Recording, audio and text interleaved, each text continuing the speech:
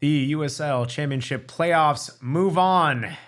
Without Phoenix Rising, let's talk about the matchups and more tonight. Here we go.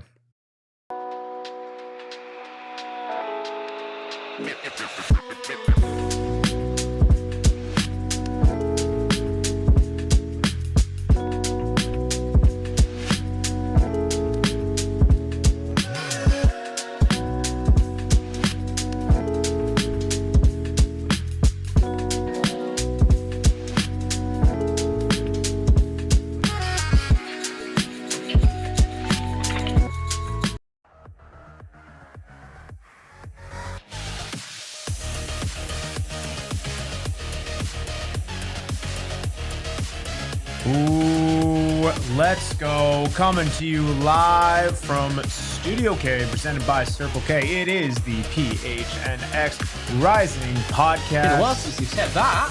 It honestly has been. It's been a hot minute. It is nice to be back here in comfort abodes of Studio K. Got the snacks around me. Got the lads around me. I am Max Simpson.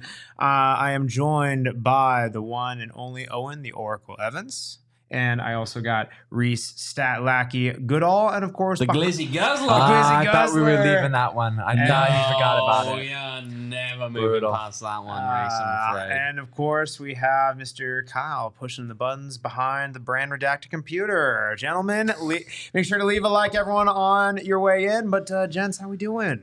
You're back. I'm back. It's good to see you, Max. Don't touch me. Don't touch me. Don't touch me.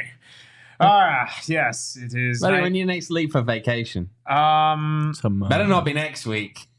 It's gonna be awkward. Anyway, we'll talk offline. But no, leave a like on your way in here. Yes, again, we got a full show. I mean, real, it's kind of depressing, but we appreciate everyone in here in the chat and who will be listening on the old platforms, wherever you're watching us, everything like that. We do appreciate y'all. Guys, we've got some playoffs to talk about. Again, shocker, Rising is not in it, but we have some other teams to talk about within the mix. Let's actually pull off a little playoff bracket, right? We're down to the little quarters, if you will. A couple matchups here. Conference semis, yes. Conference semis. Quarters overall. We got a couple matchups. Las Vegas Lights and New Mexico United. Of course, New Mexico hosting there. We got Colorado Springs Switchbacks against Orange County.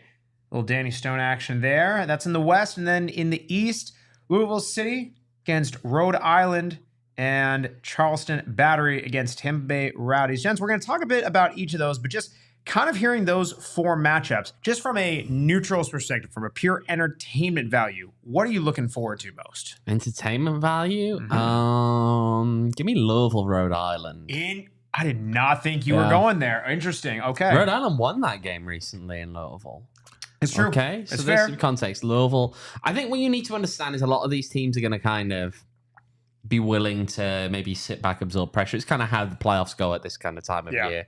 I mean, you look at all of these teams. Well, Louisville put up 1.6 win XG in their last game. Rhode Island put up 1.98. They both scored 3 goals in their opening round game. Rhode Island did it on the road, just up in Indianapolis. So they're a team that are going to come. I think they're going to come out and try and play football. I think Louisville, obviously, by the nature of them being probably the favorite for the entire league, right? They're playing at home in front of their home fans. They're going to come out and play football. That, to me, sounds like a game that's going to contrast quite starkly, I think, with what we saw from, as a perfect example, New Mexico against Phoenix, where you have maybe a risk-averse kind of attitude from the two sides to differing degrees, but they weren't taking a whole lot of risks, it felt, for a lot of that game. And I just feel as though if you were to ask me which one I think is got the possibility to be perhaps the most exciting, the most attacking kind of game, it's probably Louisville, Rhode Island. Okay. For me, I was going to go to Louisville, Rhode Island, but I have to be different now. I'll go the Charleston Tampa Bay game. You took mine. I know both of their first round matchups were not the most entertaining games by any means. Charleston, they knocked off Pittsburgh 1-0, and then Tampa Bay went to Detroit 1-1 and then won on penalties. But I just think that game has the potential to be an interesting one. Charleston obviously has Nick Markanich, one of the best players in this league ran away with the Golden Boot. And Tampa Bay, they can be fun to watch at times. The struggle with them is they're not nearly as clinical as their other stats show. Like their XG is absurdly high, but they don't have the goals to match compared to other teams in this league. But I do think that this could be one of the more entertaining matches. It's the national TV game for USL, so hopefully they get an entertaining one there. That is true. That's going to be the big one on Sunday. Yeah, that's very fair. I mean, listen, I think honestly, you can find a storyline and something interesting within all of these matchups. I mean, Rees, I agree with him. That to me is my matchup to watch. I mean, right? Yes, maybe not the best of first rounds, but I think just knowing in previous seasons that what these two teams bring to me, this is probably the most high profile of matchups out there. I mean, the other thing on the West, I mean, right? Some interesting ones there. I really am intrigued from New Mexico versus Vegas, and for a little bit of a different reason. I mean, right, the two narratives, a little bit different, because right? Max has been struggling to sleep lately. That's fair. That's good. Nice.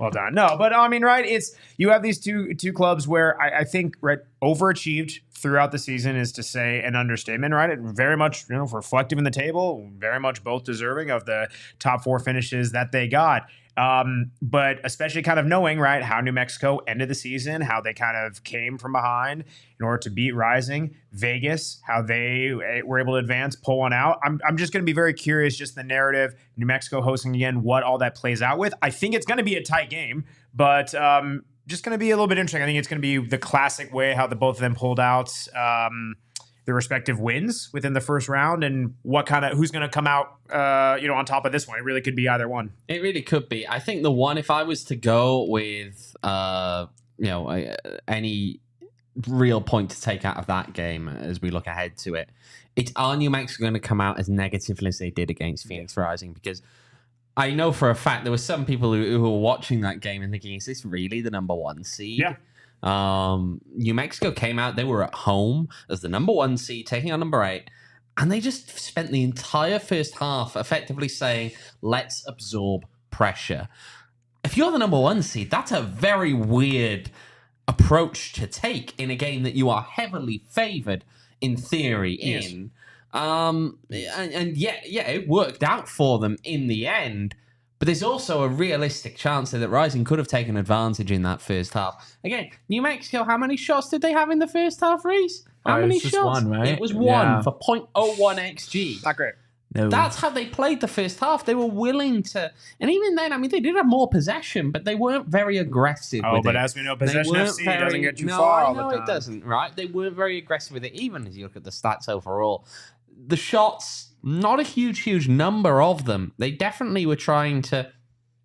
I think find ways to just catch Rising on a couple of opportunities and hope that defensively they'd keep their shape so that, again, at the worst, maybe you go in with you push it into extra time. But it just didn't feel as... I mean, look, again, touches in opposition box. New Mexico had 12 all game long. Rising had 26. Just clinical. I mean, it wasn't the most exciting of games by any stretch, and I don't know if we're going to see them come out and play in the same way against Vegas. Maybe it was a need to get some of the nerves out of the system. Maybe it was the fact they hadn't won in 5 games. Maybe it was the fact that they didn't want... a lot of people were talking about, Phoenix Rising as a team that could realistically knock off New Mexico in probably the upset of the round in a lot of ways. I reckon. And that was mostly because it didn't really feel going into this game on the momentum they were both going in on the way that New Mexico played all season in a lot of ways. It didn't feel as though this was a real 1 versus 8 kind of matchup. Was that why they did it? And do they come out in the next game and play a little bit more aggressively? Do they come out and play a little bit more expansively? Or do we see them be willing to kind of sit back, struggle to get the ball to their number 9 in Greg Hurst in the way that they did in that last match? I mean, it was kind of a similar story for Vegas. I mean, in that game against Sacramento, that was an ugly one too, ending 0-0 before going to penalties. And that's kind of why to be honest, I think Vegas has the edge in that one because, to be honest, yes, the penalty shootout probably should not have been taken at that side of the pitch. The pitch was torn up there. The penalty spot was a disaster. But Raiko Rosarena made his presence felt. And we've seen New Mexico's penalty record coming into this game. That's something we talked about last week. That could have been a factor. Obviously didn't end up being anything. But I think if it goes to distance, goes to penalties, I think Vegas has the edge and could be moving on to the conference final. What I'll say on this one on Vegas, look, you have to take some of this stuff with a pinch of salt because obviously game goes to extra time here, right? Yeah. But Las Vegas Lights had roughly double the number of final third entries. Now, they were wasteful. Mm-hmm. Yeah. They didn't necessarily create a whole lot from it. But they had 40 first half final third entries. They had 44 second half final third entries. New Mexico United had 45 in the entire match that they played. Yeah. So there was definitely, even if Vegas were wasteful, even if things didn't work out, they were trying in a lot of ways to take the game to Sacramento. I mean, even... You look at the second half, Sacramento against Las Vegas Lights. Sacramento playing that Briggs ball. Sacramento were the ones sitting back there. 22% possession for Sacramento in the second half. Las Vegas had 78% of the second half possession in that game. I mean, it evened out a bit more in extra time, but it was 65% in the first half of the game as well for Vegas. Vegas completely dominated the ball in that game. They managed to get the territory there. Again, you look at those final third entries and the sheer number. The problem is they just were very, very wasteful when they got up there. Didn't create a whole lot. Didn't convert those final third entries into touches in the box. Didn't get as many shots off as you'd really want with that amount of possession. And that's where it fell flat for them. So I don't know. Does New Mexico look at this and say we sit back? Or do they look at the fact that realistically, I mean, if you sit back, maybe they won't get cut. Sacramento didn't threaten that much either necessarily. They had a couple of chances where they probably should have done better with. In fact, for all of the lack of possession over the first and second half, they had a much better XG over that time compared to Las Vegas Lights. So I don't know. There's a lot of things that go into that one. I'm really not sure which way that one's going to go. Yeah, we'll have to see. I mean, listen, you're kind of looking at the chat, and they absolutely, they have strong opinions on Vegas and, pulling for one Solomon Asante, right? I think they have stronger opinions on New Mexico United, well, to be perfectly frank. in things that in things that we can't necessarily say on live here, but no, right? I mean, right? Remember that old song with the Santi Moore?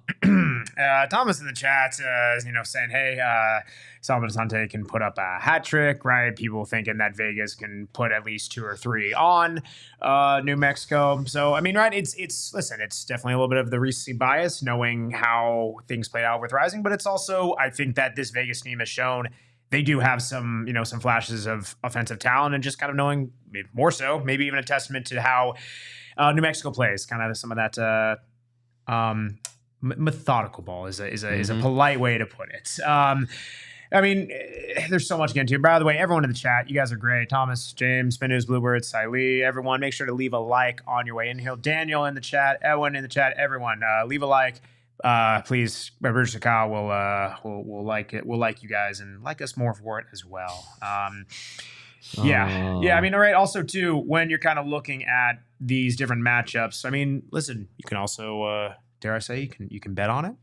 And you can. You can. But hang on a minute. We've got more games we haven't even talked about. We haven't talked about Orange County yet. I guess so. We haven't talked about Orange County yet. Orange County playing up in Colorado Springs. You're intrigued by that one as well. It's a cold one up there, isn't it? I mean, Colorado Springs, the weather up there is frightful. Pretty chilly up but in the Colorado firepower Springs. is so And that's what's going to intrigue me is what kind of an impact does that have on gameplay? I think it makes it makes the ball a little bit.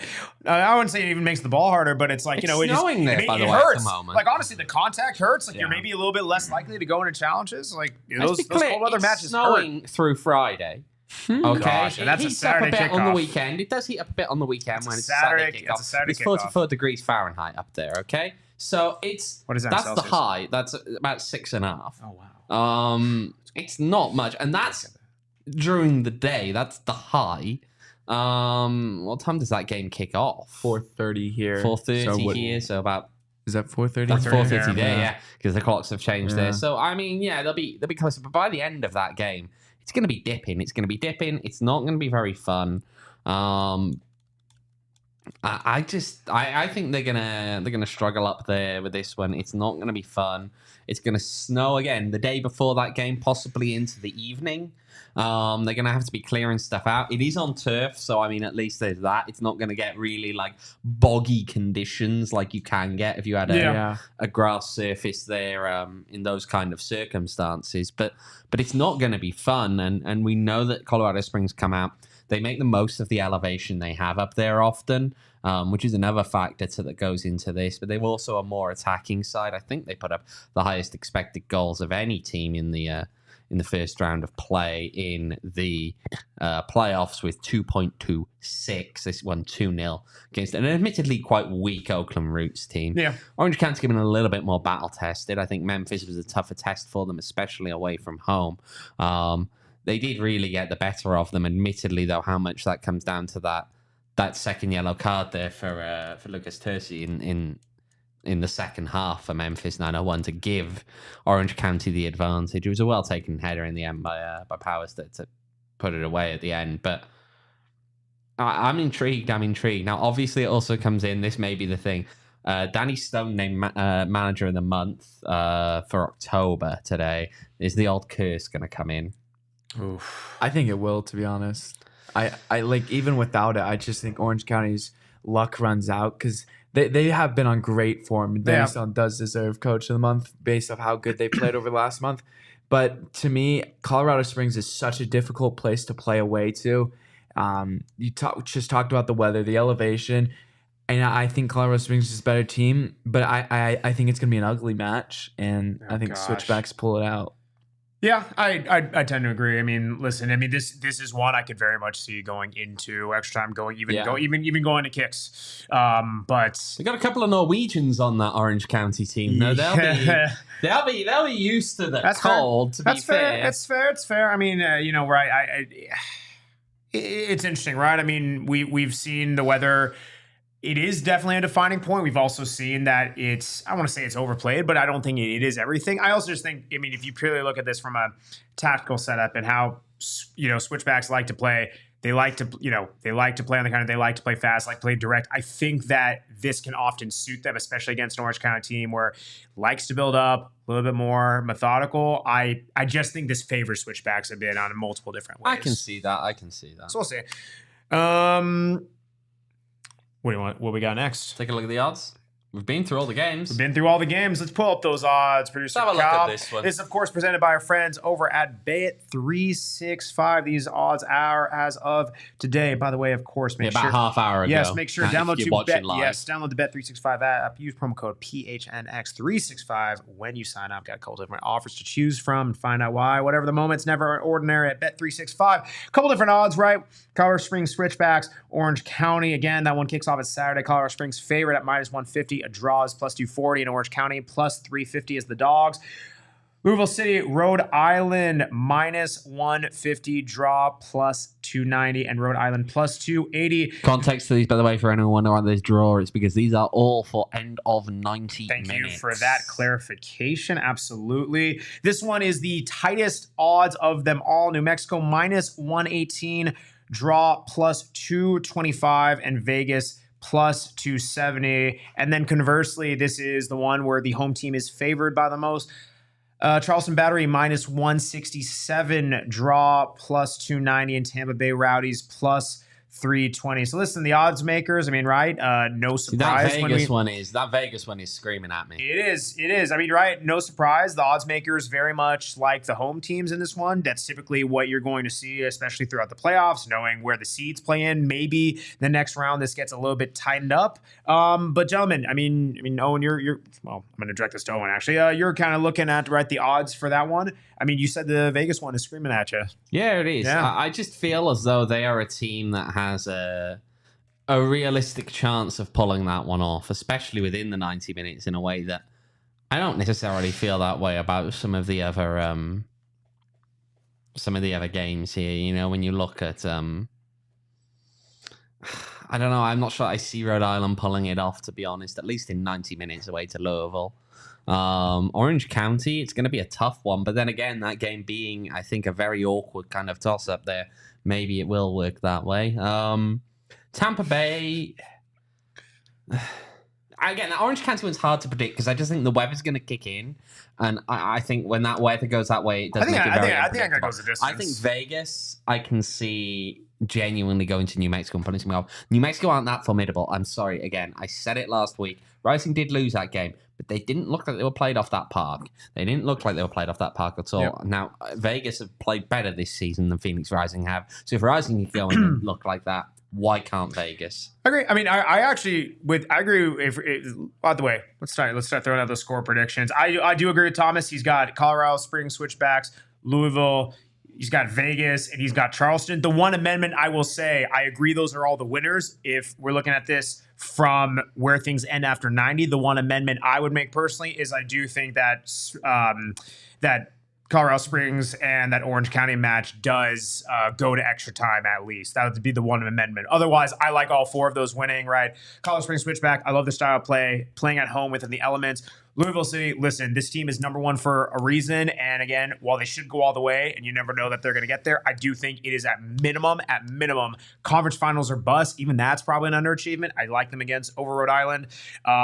Vegas, I'm not convinced by New Mexico. I think Vegas pulls this one out, continues their run, and then, again, to me, as I said earlier, agreeing with Rees, to me, Charleston Battery, Tampa Bay Rowdies, I actually think this could be, in theory, the biggest toss-up of them all. Betting-wise, it is tied with Louisville and Rhode Island as the best, as kind of, best bang for your buck from a draw standpoint. I like Charleston as well. So I do agree with Thomas on that one. And the chat likes it as well. James and Jet also agreeing with Thomas. Rees, what say you from just a straight up wins prediction? I think Colorado Springs win it. I agree that it goes or at least extra time. Okay. I think Louisville wins in 90. Yep. New Mexico, Vegas. I don't want to say Vegas. I don't want to say New Mexico. I think it'll be New Mexico penalties. Ugly. I know I said New Mexico doesn't have the advantage, but I just feel like they have some weird luck. They did something weird there. Charleston, Tampa. I'm not the biggest fan of Tampa, but I also feel like Charleston could choke this match, and so I'm going Tampa there. Interesting. OC, Louisville, Vegas, Charleston. OC, Louisville, Vegas, Charleston. Wow, OC. Wow. Okay, so you and I differ on the first. Well, I think that one's the biggest stretch. I think that one's the biggest stretch, to be honest. But here's the thing: you're both saying it's going to extra time, and then saying, but I think Springs pull it out.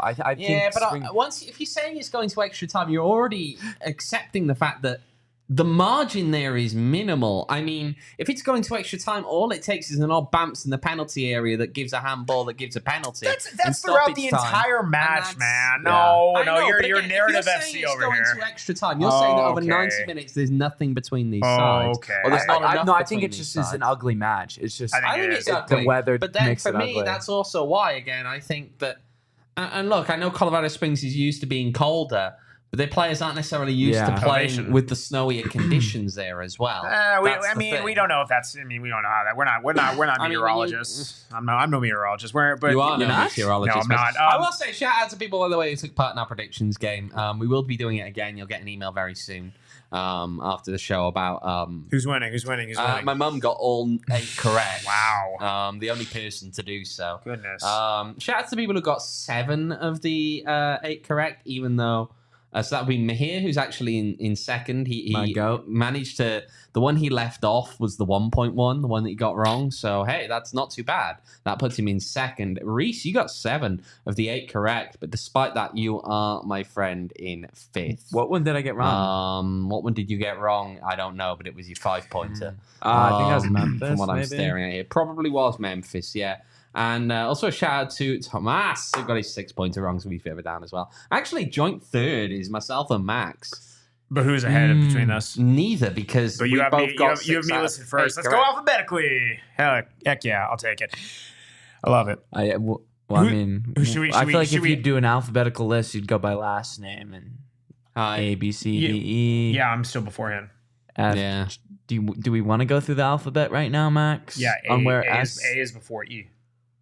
What's A? Adman. Let's go. That's a first name. Who is? That's a nickname. Nicknames. I'm actually. It's just like I'm just like a Brazilian. I'm just like one name. Adman. Admaninho. He's just making stuff up. Should we add who's last? Who's last? Yeah, shout out Kevin. Shout out Kevin.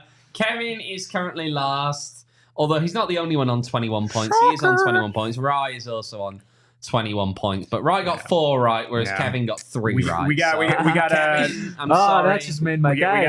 Can I just say though, congratulations to every single person, for nobody picked the one that they were most confident in and then got that one wrong. That's good. Ooh. Everyone got their 8-pointer correct. I was close to picking Rising and putting them in the 8th spot or in the most confident spot. I mean, everyone in the chat kind of shouting out Rhode Island, betting on Rhode Island through threads at Bet365 will bring your family generational wealth. A little bit further up in the chat, Carl. Yeah, we love that. We love that. A lot of people like in Rhode Island. A lot of good stories here. It's going to be interesting. Yeah, man. I mean, I appreciate keep on sending in your predictions as we get into them. We just have to live vicariously through the rest of the teams in the race, in the pack. But coming up on the other side of the break, we'll kind of dissect some USL news. We touched on it a little bit last week. Really just weren't able to get into it. A couple coaches who are no longer with their respective teams in the USL Championship. We'll get to that on the other side of the break. Yes, but beforehand, I gotta tell you guys over our friends at Branded Bills. Branded Bills. Here's the thing. Go to brandedbills.com. Use promo code PHNX. Save 20% off your first order. Again, with promo code PHNX. We got Kyle rocking the nice ASU hat right behind the Max. Show me your pretty face, Kyle. Can you show me your pretty face as we're doing this? As he's looking to do this, as I put him on the spot. Right? You have put him on the spot now. That's what I do. Branded Bills, they don't put you on the spot. They'll just make sure your head stays in the game just by how good you're going to be looking with everything going on. BrandedBills.com. Look at that. Look at Kyle looking so nice. They can't so see handsome. him right now. It is with that. They can't see him right now. That's okay. Max. They'll show him on there. They'll show him on there in just a second. Branded Bills, promo code PHNX. 20% off your first order. They got the trucker hats, the fitted hats, everything like that. Looking so great in what they have going on. All the different styles to choose from. ASU, U of A, everything in between. Make sure you're looking good with our friends over at promo code PHNX. Also, shout out our friends over at Circle K. Circle K, you're going to be looking great with them, especially against some snacks in your mouth. Down the hatchet is great for, little playoff snack time, right? Go in, get yourself a Polar Pop. We did have someone redeem the Max Simpson Adman Polar Pop special. Again, you know what? I'm even going to extend this, by the way. I said this is only when Rising is in, but I'll do it again. If you buy 2 Polar Pops, you tag me, you tag at Circle K Stores on Twitter, I will make sure you're going to get 2 Polar Pops directly to you. That's how we do. We already had one redeemed. Be the next one. We limit 1 per person per round. There you go. But yeah, Circle K, make sure to get some snacks in you. The Circle K snacks are elite. They're the best. Download the Inner Circle app. Again, all you got to do, Circle K app, opt into the Inner Circle with just a phone number. Save 25 cents off per gallon your first 5 fill-ups and all the other fun stuff today. All right. This is actually just for the straight up content as we love. It is time for the Circle K snack toss. Kyle, we got to redeem ourselves. What do we have there, sir? We have a little, what do we got? A blue shark. Oh, yeah. Blue shark. No. Give it to me. Yeah, buddy. One more. Ball catch. No. Boo. No boo here. Here we go. Redemption. Thank you, sir. Wow. One day. Very good. That's delicious.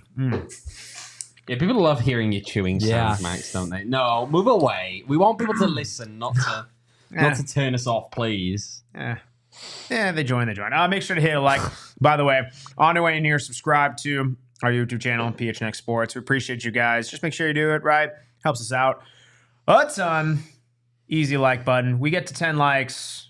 I don't know. Something will happen. Well, you find out when we get to 10 likes. Leave Something will happen. Leave a like on your way in. All right.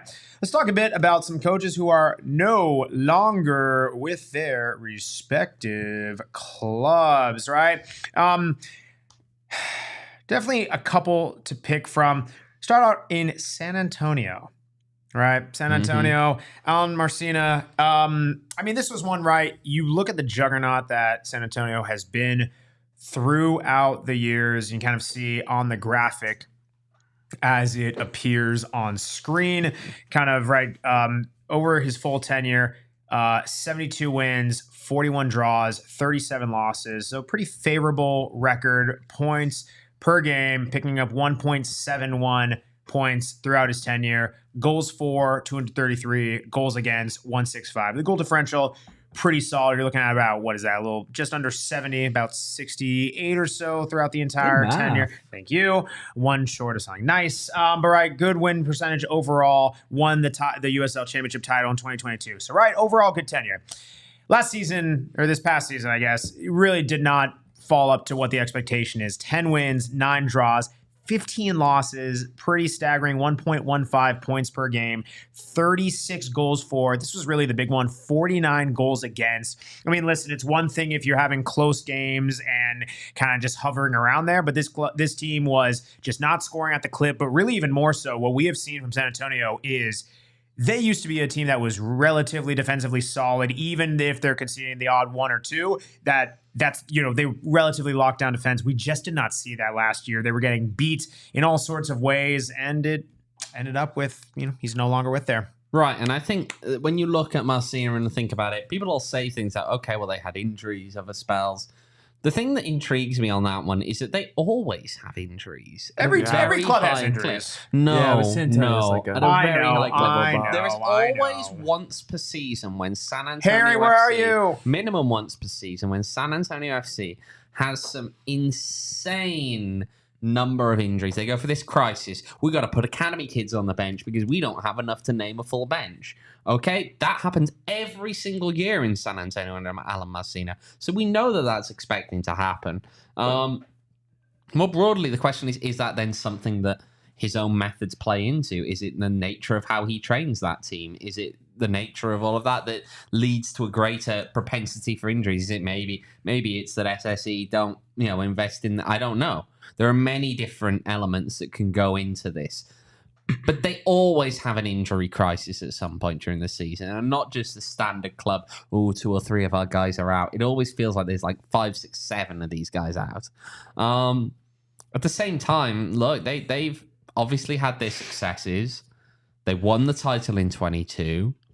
It's been a downward trend since then. They weren't convincing last year, I think, in the same way that they were in previous years.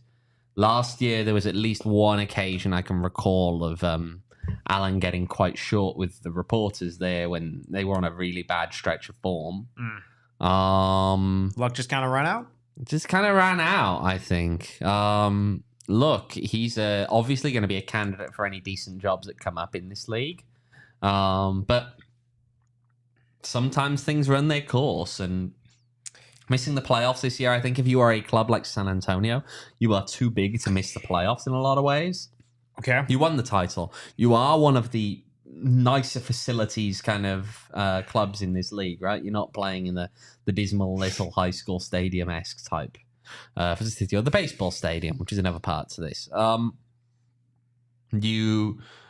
You as a team, I think they just have had a lot more success over the years. And so, yeah, it doesn't shock me that missing the playoffs is something that could be a fireable offense over there.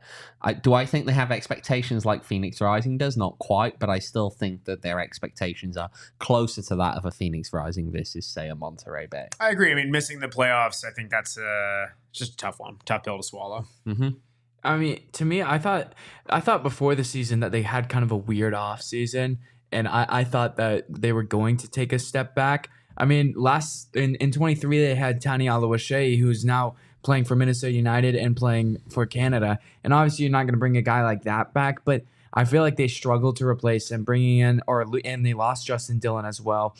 Bringing in Juan Aguadello and Luis Salignac really weren't going to fill those holes left by that duo, and it kind of it cost them. They couldn't score goals for long stretches of the season. They went there was a 9-match stretch over like the June-July window where they lost 8 games and only won 1, and that was the Diego Gomez's first game in charge of Rising. Yeah. So there was a lot of time where they just were in bad form. Yes, they had the injuries that you brought up. They tried to pick it up late in the season, but it was just too far gone at that point, and it ultimately cost him his job.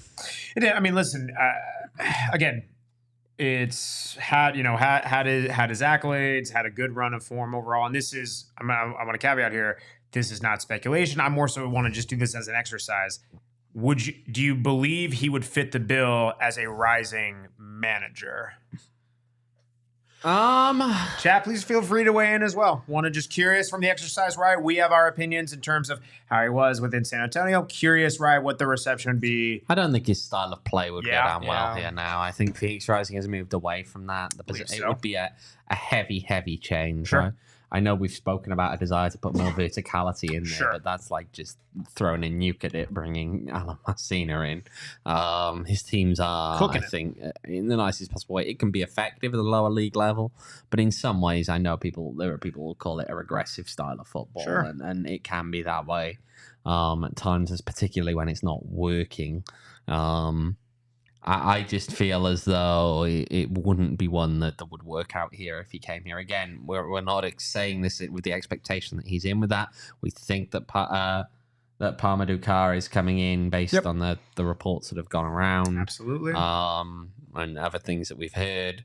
I will say that again, as you see though big names like this, it also I think would also show why it's interesting that leak came out at the time that it did, because I think if Phoenix Rising had or hadn't made a decision prior to that point, and say someone like maybe the next candidate we're about to talk to, or the next manager we came That's a nice lead in to talk to, became available, does that change the landscape? 100%. Thank you, Vet Kid. Appreciate you. Thank you for leaving a like, and appreciate the nice words. And right, I mean, again, thanks to you and pointing out that, of course, if you want Rising to play caveman ball, I was kind of trying to hint on that way, but again, proper Brexit ball stuff. Well, listen, and this is again, this is where I beg the question. This is not any rumors we're hearing. This is not trying to circulate any rumors. It's purely just an exercise of like, right, there's a balance between we've been saying, right, you want to be able to get someone that has a bit of that pedigree, has a bit of that brand awareness, name awareness, everything like that. But then also, do they play the style of play? And I do agree with you, agree with the chat of like, right, he has won for a long period, kind of wore out the magic a bit during last season. And again, the style of play for the players that you have in and where this club has been looking to go doesn't really quite match up. Now, a little bit conversely, right? Alen Marcina, right? You kind of saw in a way writing on the wall, so to speak. Mark Briggs, Sacramento Republic, 2 days ago. There was a statement released that both Republic FC and Mark Briggs have mutually agreed to part ways after the conclusion. I love these mutual agreements because they frame all of these as mutual agreements, and we know that there's been get out. Yeah. No, I get it. That's what's happened. No, we all know that. Totally fair. We have agreed to mutually part ways at the conclusion of the 2024 season. If we got that graphic up there, Mr. Kyle, right? This is something where, again, he's been at this club for a while, right?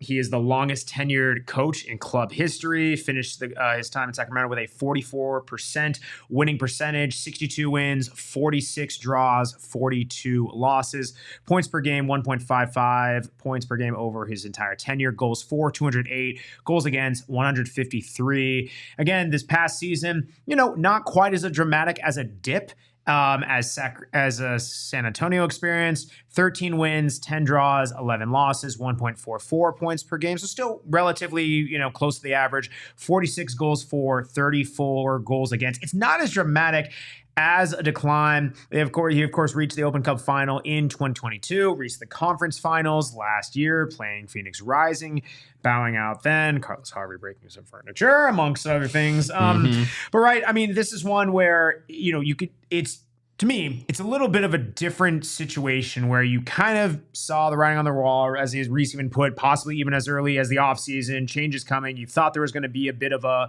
regression, and it was a pretty steep decline. This one, maybe you don't expect them quite to finish at the top heights of the conference championship. You wouldn't be surprised if they made it there.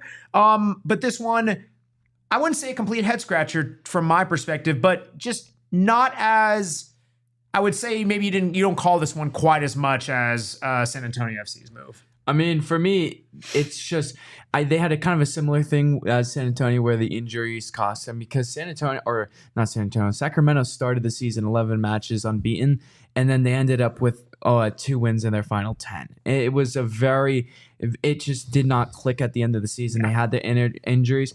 But, I mean, to me, coming into this season, I was really high on Sacramento. I liked the moves that they made, really the 2 notable ones, and then they brought in Kieran Phillips. But Jonathan Ricketts coming in from RGV, Trevor Ammon coming in from Northern Colorado Hailstorm, and then Kieran Phillips came in the middle of the season. I was really high on those 2 moves. I thought they were going to really bolster this Sacramento team that seemed like a juggernaut in the West. And yes, Ricketts missed a lot of time late in the season, but neither of them really made the impact that I thought they would coming into the season. There's a good point brought up in the chat. Jack Gurr, losing him for a bit was huge. It's just bad form at the wrong time that cost Sacramento, because for a while in this season, they were second in the West. And there was late in the season, maybe they make a late push to dethrone New Mexico for that top spot. Ends up not happening, and they end up throwing away a home playoff spot. Just kind of limping in the playoffs. And it's just the wrong form at the wrong time for Sacramento this year.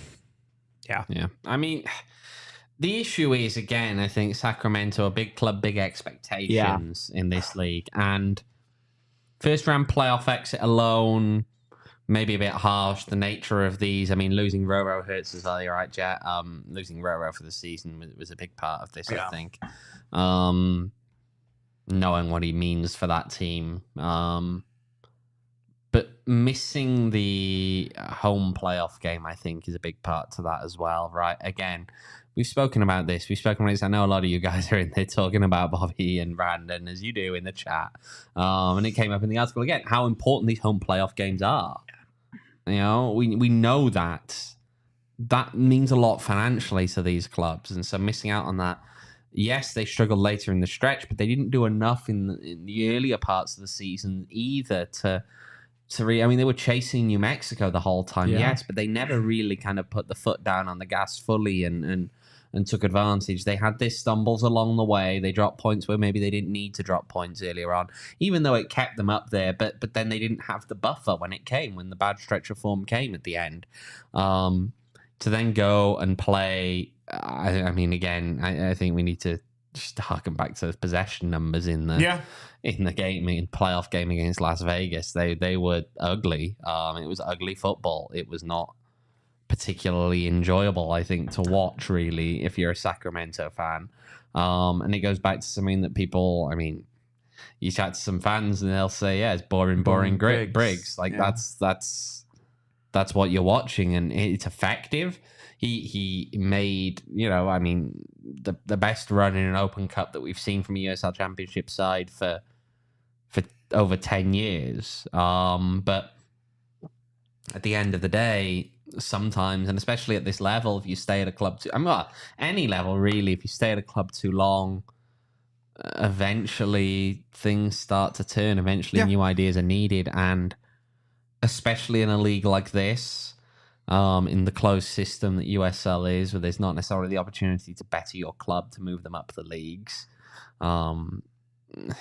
Just kind of the way that these leagues end up looking, then it's a weird bounce around without eventually you'll have a bad season, and I don't think this was up to the standards that Sacramento set. It's fair enough. I mean, I will ask the same question, right? Could you see Mark Briggs fitting in as a manager at Phoenix Rising FC? I don't see it happening now, but I think that if it was known that he was available, he'd be a candidate. More so than Alen Marcina. Yes, I'm not sure if people would if the fan base would like that. Sure. But I also wouldn't be hugely shocked if he'd been a candidate. I'm not sure that he'd be number one candidate whatsoever. But do I think he'd be a candidate? Yes. More so than Alen Marcina, definitely. I don't know. I mean, at this point, I don't think there's any realistic chance that he comes here. But I don't know. Weird things have happened in the past. Rees, what say you? I mean, it is the USL, and again, you really can't predict anything. Remember when Tulsa announced Blake? Yeah, and then he went to Vegas instead. Weird league. I mean, half of Tulsa's signings it felt like from this season ended up leaving before the year even started. Yeah, this is a weird. You just gotta love the USL, don't you? You do have to love the USL. Also, we love our diehards. Make sure to become a diehard at gophnx.com. Become a diehard today. Always the great stuff. Hopefully, those of you got in on our introductory offer, but it's okay. You can still become a diehard today. Gophnx.com. Become a diehard again. You get a free shirt every single year, just like the one I'm wearing. You almost knocked something over there. No, this thing's a tank. This ain't going nowhere. That was about to fall on you and probably break your leg or something. You're right. That crashes through the floor. Sorry, the legs are too strong. Golden boot. Thank you very much. Better than the shoulders. Okay, the shoulders are just absolutely fine. Can lift more than both of you. Anyway, go phnx.com. Become a diehard today. Merch, exclusive content, articles. What's it called? The contest for diehards. We got everything in there. Do it today.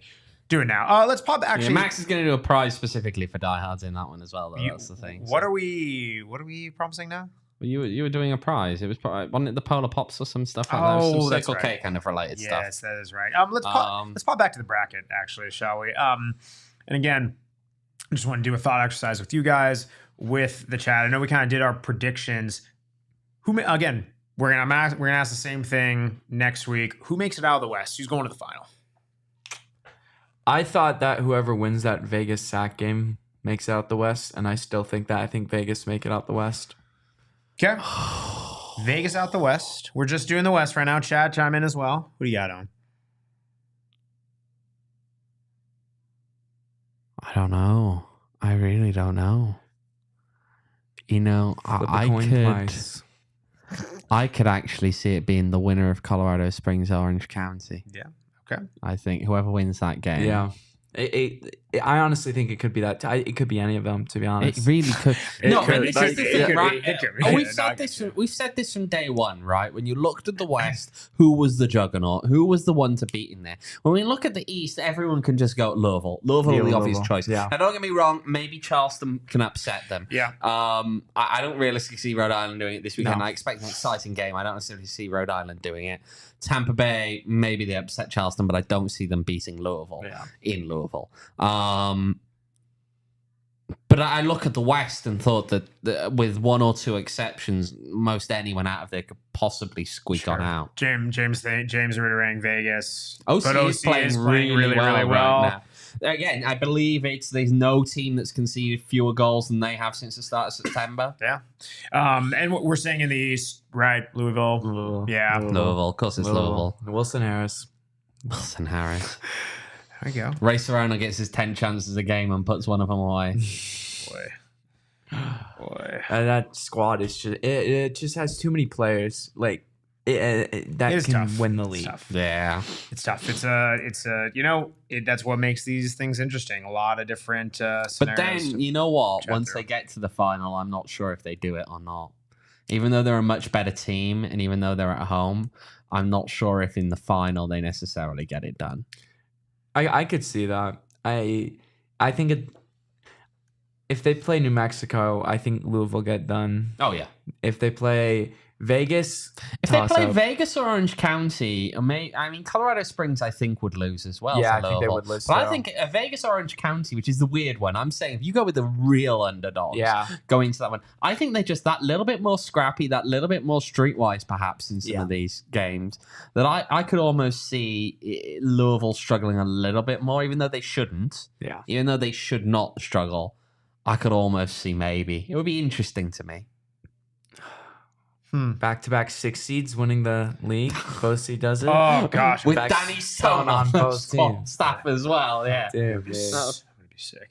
But no, it'll be. That's the beauty of this is you never. All you gotta do is be hot for a match, maybe 2, maybe 3. Dare I say 4? 4. Good counting. Could do 5, but then just be an extra. That's not That'd be relevant, though, Max. Maybe, I don't know. Max is a big fan of these post-season tours that people go Oh, on yeah. friendlies. You know? Audi Cup champions. I know. That's why he wants to We'll scrap never the sing FA that. Cup replays, you know? You know what? You're right. Let's talk about some football We going don't on really throughout the world. to. Oh, yes, we do the Champions We League. don't There's some have pretty to. juicy matchups. Let's start with Arsenal. Wow, they lost 1-0 to Inter. I know what was that a little late penalty at the end of the first half. Wasn't a penalty. Reese, what say you?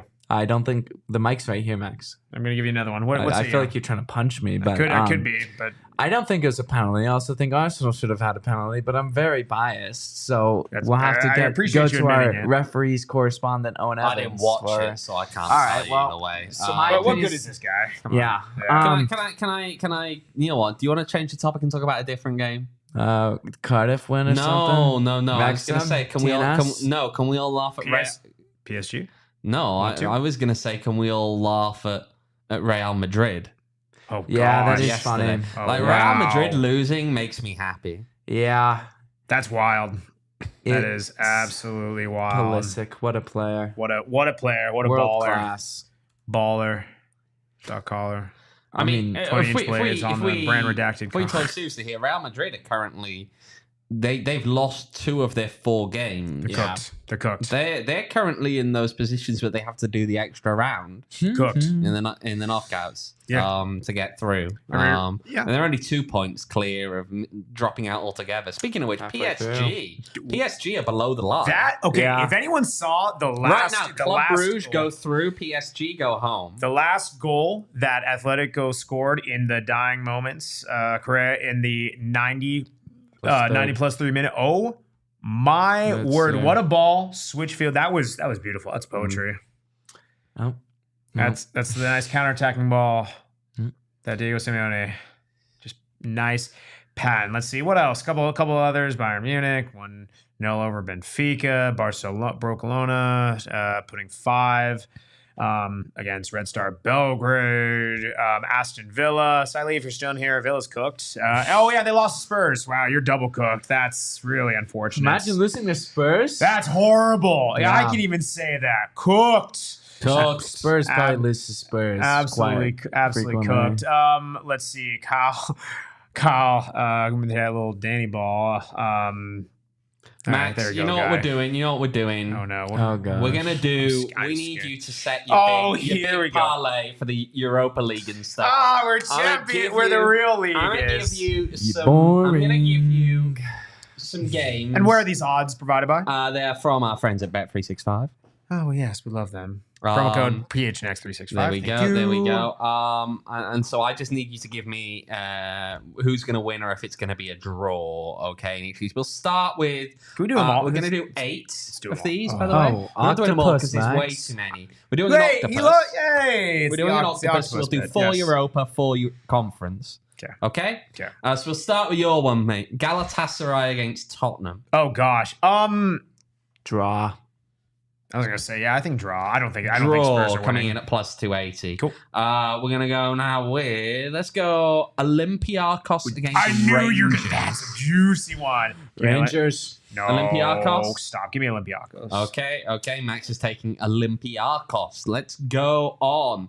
We're gonna take Lazio versus FC Porto. Porto. He's taking Porto. Porto. He doesn't go for Lazio. Max is not not going Go with the Man Porto U, there. go the Man U. No, we're gonna take Hoffenheim or Lyon. That's a juicy one. Give me Ooh, it has a draw written all over it. Draw written all over it, Max says. Okay, we're going to move on to the UEFA Conference League. This is where it gets fun. Legia Warsaw or Dynamo Minsk? What a match. What a match. One more time, please. Legia Warsaw or Dynamo Minsk? Say probably Warsaw. You're going Warsaw? Oh, yeah. Let's go. Shamrock Rovers or TNS? TNS, Ooh, come on. TNS. That's my TNS. side. That's my a favorite Welsh big team. odds booster right there. We're not going to do Chelsea because they're playing a team that are just utterly pathetic. Oh, the other team then. Yeah, we're going to go it feels like a for Chelsea thing, yeah. Hearts or Heidenheim. Heidenheim. You're going with Heidenheim? Oh, you know. Okay, doesn't like the Scottish teams there. And we will finish this with Djurgården or Panathinaikos. Draw. He's going with... It's only because he doesn't want to pronounce one either of those names. So, Max, did you know if you take the Max Simpson parlay, Octopus bet. the octopus, $10 pays how much, Max? I don't know how much. $37,089.56. Might do it. Well, I mean, He's really no. tempted right now. I will say, customary for my octopus bets. I don't put 5 on it. That's just a me thing. You put 5 on? I like putting 5. You put 5 on, so that would pay you 18.5 grand. Yeah, it's not bad. That pays for a lot of vacations. What are the odds on that parlay? That pays it's plus 370,889. Oh gosh, it's a lot of numbers. That's a lot of numbers. 370,889. Kyle, hit with another blue shark from Circle K, please. Need it. If it goes in, he's putting the money on this octopus. I might do it anyway. But He yeah, might do it anyway. All right, here we go. Think of all the blue sharks he can buy. Oh if he my wins. gosh. Beers are on Max if he does win this. No, I do not agree with it. I do not agree You with said that. yes. If you win the octopus, you can buy a round. For us, at least. Yeah. Not for him, because he's too young. Wow. We'll think about it. Can you buy like a unnamed soda or something? Yeah, you get a polar pop if you... Oh gosh, I can't. All right, we gotta put it in. You get a polar pop if he wins one race. All right. You doing the... Make sure to screenshot that and or coordinate. Yeah, no, you're going to have to watch this back and remember then. That's too much. Because you got to make much. sure you It's get too much work. Fine, I'll write it out for you later. Thank Mr. you. Simpson. You want that? You want that possible free round or not? Yeah, Yeah. on vacation. Well, okay. You don't. Hey, Max, you could take us all on vacation. Okay. We could all go on James, vacation. James, don't ask you either. We don't. Thank you, James. You. Max is taking us on vacation. Where is Max taking us on vacation for the pod, by the way? We If are- Max is this octopus is not- hits? Tell us in the chat, please. We are not. I feel like he'd take us somewhere luxurious and beautiful, like Albuquerque, New Mexico. Or Nice. staying in the Motel 1. no free It ads. doesn't exist ananymore. It's I don't got a care. No sign. free ads. No free ads. Real, fictional, past, present. No. None. What about the hotel with the leaky roof? Not Yeah, naming it right now. Nope. Nope. Do not want that. Do not want that. You know, don't listen to James. Don't listen to Kyle. Don't listen to these guys. You know, Listen to me. you're part of these guys. Don't listen. Don't I listen. thought you were talking about yourself, Max. What That's is on it? there. What does that even mean? What do we got for Prem? What do we got for Prem? Arsenal Chelsea. Michael Oliver is the referee, so it's going to be the worst refereeing decision you've ever seen. Chelsea's going to win. Damon's going to It's talk actually about two it really for the juicy next 2 matchups. weeks. Liverpool, Villa, so another thing for Oh, Villa to lose, and Liverpool then win. Chelsea and Arsenal. Yeah, good one. Chelsea there. Arsenal's already been decided by putting Michael Oliver as the That's fair. referee. You It's ain't just wrong. disgusting. You ain't wrong. You ain't wrong. If you know the name of the referee, then that you've already got an issue there. And I've grown to know a few too many of the Premier League I've referees. heard of him. Yeah, but then you're also going to know them because they're the same guys who do it every week. Well, no, Like, well, for years. Michael Oliver against City. I will tell you, disgusting. Rees, there is not a single referee in the Premier League who has done this for 3 years or more whose name you don't know. I can guarantee you. Michael Oliver, Paul Tierney, Jared Gillett, Anthony Taylor are the only ones I can think of right now. And you know why? Because they've all done something to Arsenal this season. Okay. Anyway, Cardiff playing Blackburn Rovers. They're Yeah, we hosting lost them. to Luton today. Ooh. Yeah, you're also on the mighty. doorstep of relegation. Yeah, but we're on good form overall, despite the How's loss. Wrexham doing? That's all we really care Yeah, about. Wrexham. Wrexham. I mean, They we lost in the cup. I mean, didn't they? Nah, third. yeah, They because lost they to want. Harrogate. Yeah, Harrogate. Yeah, Town. because they want Big club, that they want to Harrogate focus. Town. They want to focus on the On the league, league. and then we They're understand. currently not in the automatics. Okay, No. that's They're actually fine. 4 points behind. Everyone- the Just got to automatic. get in the playoffs. That's That's all you fine. need. They're in the Get in the offs. offs. They're in the Yep. offs. He doesn't understand. He doesn't. Sports a loser club. That's understandable. No. You don't want to Alright. see Wrexham on the come up. It'll be. You don't want to see on the We come will up. be there. We will be there, and we will be there with bells on. I've never understood that phrase. They're also only 3 points ahead of dropping out of the playoffs. They're actually closer to not being in the playoffs than they are to being in the automatics right now. Still early. You're in the Still relegation- early. you're- Long way to go. Phil You're Parkinson. on the same level of points as a team in the relegation zone. So there we go. All right. Appreciate everyone joining us here on the PHNX PHNX Rising podcast. I'm pulling that out. That always gets them. Of course, you can follow us at PHNX _ rising. Oh, wow, you did Just it. double the underscore. Double the Wrexham? Yeah. No. Double Wrexham. Reminder as a programming note, as we are in the off season, we are going to be shifting to a once a week. You're going to find us Wednesdays, 6 p.m. Again, once per week, Wednesdays, 6 p.m. Of course, anything that happens, any breaking news, any sort of emergency podcast, we're going to be doing that. But yes, for the time being, starting next week, Wednesday, 6 p.m. Join us there. Of course, diehard content, everything like that.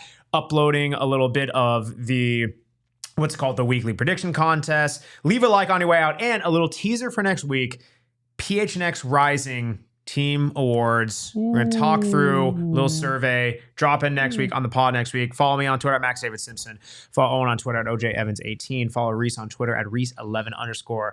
Follow the button pusher extraordinaire, Mr. Kyle Cooper himself at KCoop Sports. Again, see you guys. It's a beautiful game, but it's even more beautiful if Max's octopus hits and he takes us on vacation. Wait, that's not going to happen. Yippee. Don't end it now. It's a beautiful game. Oh, wow. He actually didn't end it. But it's way more beautiful when Max's octopus hits and he takes us on vacation. It's a We all silly like the mayor.